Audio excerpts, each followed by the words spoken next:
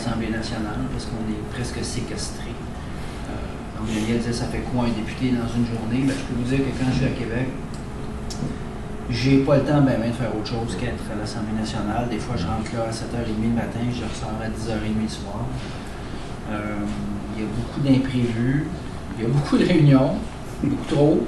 On est trop souvent assis, on mange mal, on n'est pas bien équipé. C'est un vieux bâtiment qui est beau, qui est magnifique, mais on ne peut pas ouvrir les fenêtres, par exemple. Alors, on passe beaucoup de temps dans cet immeuble-là. Puis, des fois, il y a un petit peu de mauvais sang, comme vous savez, quand on chicane avec le gouvernement ou entre nous. Puis... Mais bon, sinon, ça va, je me plains pas du tout. C'est juste que pour moi, ça a été une découverte de voir que quand je suis à Québec, malheureusement, j'ai beaucoup moins de temps à consacrer au comté. Puis au début, ça me déplaisait beaucoup parce que moi, j'aime ça avoir les mains dans mes dossiers. Je connais le quartier, je veux faire des choses ici.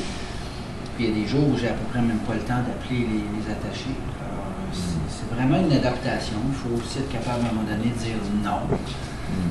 Je vais rater la 20e réunion de la semaine pour retourner plus tôt à la maison. Parce qu'il y a la vie de famille aussi. Moi, j'ai 4 enfants avec ma femme. Alors, on sont tous à l'école. On pédale un peu, mais ça va, tu sais. Puis après un an, je peux dire que je commence à trouver mes repères là-dedans aussi. Puis, le Parlement, c'est un endroit qui est assez poussiéreux.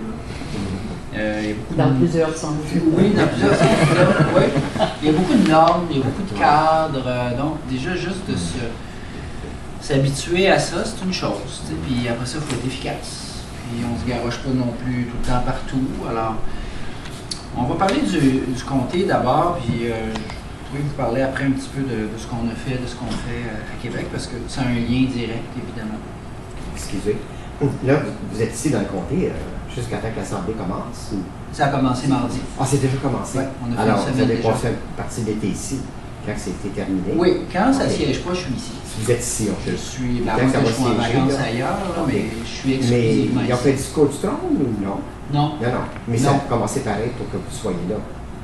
Oui, le discours, à Québec, on appelle ça le discours d'ouverture. OK, vous, c'est ça. On a fait ça que quand il y a une nouvelle session qui commence, c'est-à-dire qu'on a prorogé, donc on a complètement fermé le Parlement. OK, c'est ça. Ce qui n'était pas le cas cette année. C'était pas le cas puisqu'il a fait son discours d'ouverture l'an dernier, OK, c'est ça. il y a un an.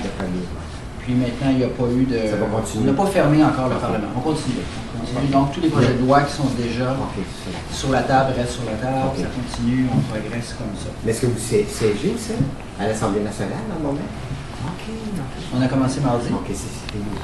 Puis, normalement, là, pour que vous le sachiez, normalement, on siège mardi, mercredi, jeudi. OK.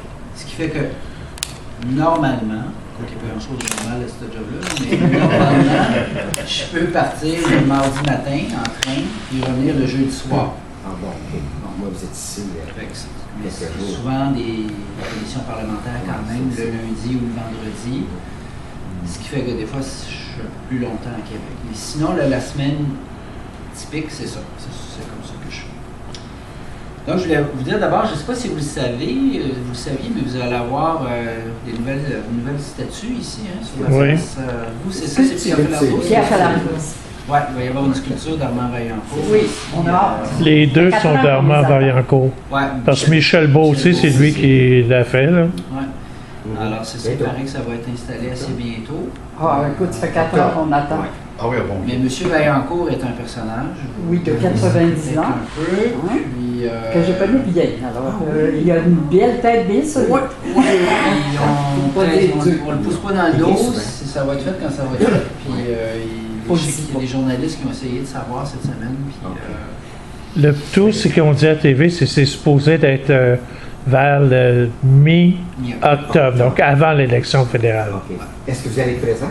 Ben, j'espère bien. Okay. Si je suis à Québec. Québec. Aussi, je pense qu'il va être ici. Si je suis pas à Québec, j'aimerais bien ça être là. J'ai demandé à Christine Gosselin, qui est la conseillère ici, de me laisser savoir. Si vous la voyez la voir de temps en temps, vous la saluerez de notre part. Oui, vous Parce avez que des nous, messages. on ne la voit pas. Ben, je l'ai vue la semaine dernière ici à la fête là, du quartier. D'ailleurs, j'en ai profité pour lui donner quelques dossiers citoyens.